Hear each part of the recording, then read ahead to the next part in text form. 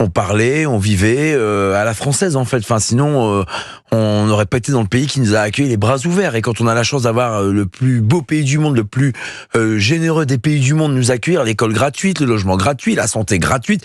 Moi, j'ai été aux États-Unis, j'ai été voyager depuis mon mandat de député Parlement européen dans d'autres pays européens, on vous demande la carte bleue avant de faire soigner à l'hôpital. À l'école, ceux qui n'ont pas de sous et qui sont pas nés sous la bonne étoile avec la bonne cuillère d'or dans la bouche, eh ben c'est plus compliqué. Donc on a des difficultés dans notre pays, mais il faut quand même que ceux qui viennent sur le territoire national se rendent compte de la chance que représente la France dans le monde entier.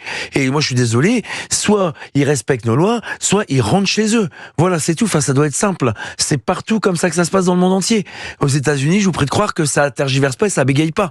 Dès que vous respectez pas les lois, les us et coutumes, vous êtes expulsé et vous revenez plus, vous êtes interdit de l'entrée du territoire américain.